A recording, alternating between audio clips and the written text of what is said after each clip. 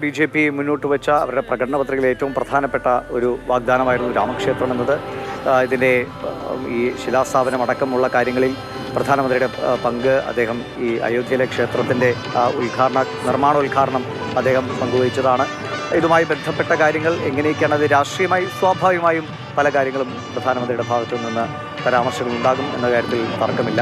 പ്രത്യേകിച്ചും പ്രതിപക്ഷ കക്ഷികളൊക്കെ ഈ ചടങ്ങിൽ നിന്ന് വിട്ടുനിൽക്കുന്ന സാഹചര്യം ഉണ്ടായിരുന്നു. ഇനി മാസങ്ങൾക്കുള്ളിൽ ലോക്സഭാ തെരഞ്ഞെടുപ്പ് വരാനിരിക്കുന്നു. അതിൻ്റെയൊക്കെ ഒരു പ്രതിഫലനം ഇന്നത്തെ പ്രസംഗത്തിൽ ഉണ്ടാകും എന്ന് തന്നെ കരുതാം. കെ മധുവും ജയനാരായണനും നമുക്കൊപ്പം വരുന്നുണ്ട്. മധുവേട്ട, ജയൻ പറഞ്ഞു വന്നത് ആ രാമസങ്കല്പത്തിലേക്കാണ്. എങ്ങനെയൊക്കെ നമ്മളെ രാമൻ എന്ന സങ്കല്പം സ്വാധീനിക്കുന്നു, അതെന്താണ് നമ്മളെ പഠിപ്പിക്കുന്നത് എന്നാണ്. മധുവേട്ടനൂടി ചേരാം.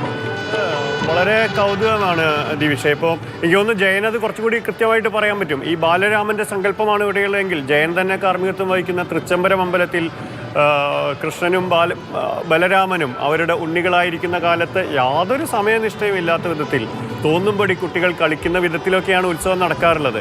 പക്ഷേ ഇവിടെ അയോധ്യയിൽ ഇപ്പോൾ കാണുന്നത് അതിനപ്പുറത്തുള്ള മറ്റ് കൃത്യമായ ചിട്ടവട്ടങ്ങളും പദ്ധതികളുമായുള്ള മറ്റൊരു പ്രതിഷ്ഠയാണ് എന്നുള്ളതാണ് ഏറ്റവും എടുത്തു പറയേണ്ടുന്ന ഒന്ന്.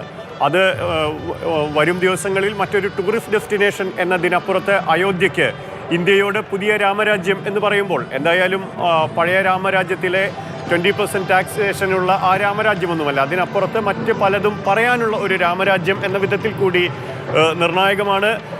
ഒറ്റക്കാര്യമേ ഉള്ളൂ. പണ്ട് കൈകേയിയോട് ശ്രീരാമൻ പറയുന്നത്, തുഞ്ചത്താചാര്യൻ പറഞ്ഞത്, സത്യം കരോമഹം സത്യം കരോമഹം സത്യം അയോക്തം, മറിച്ച് രണ്ടല്ലഹോ എന്നാണ്. പറയൂ, എന്തു പറഞ്ഞാലും രാജ്യം എന്തിനും ത്യാജ്യസന്നദ്ധനായ ഒരു ശ്രീരാമചന്ദ്രനെയാണ് വാൽമീകിയും തുഞ്ചത്താചാര്യനുമൊക്കെ അവതരിപ്പിച്ചത്. ആ രാമൻ്റെ ചരിത്രത്തിൻ്റെ തുടർച്ചകളിലൂടെയാണ് പല തലമുറകളെ കാലദേശാദി ലംഘിയായി രാമായണം വന്നത്. ആ രാമായണത്തിൻ്റെ തുടർച്ച, അത് ഒരു വിശ്വാസി ആഗ്രഹിക്കുന്നത് ഭക്തിപൂർവമുള്ള ആ രാമായണത്തെയാണ് എന്നുള്ളത് ഓരോ നിമിഷവും നമ്മൾ മനസ്സിൽ നിമന്ത്രിക്കേണ്ടുന്ന ഒന്നാണ്.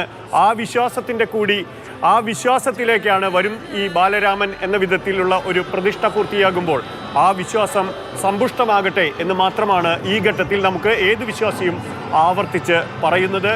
കലഹങ്ങളിലൂടെ ഒരു സമൂഹത്തിനും മുന്നോട്ട് പോകാനാവില്ല എന്നുള്ള ബോധ്യപ്പെടുത്തലാണ് രഞ്ജിപ്പിക്കുന്ന, രമിപ്പിക്കുന്ന രാമൻ.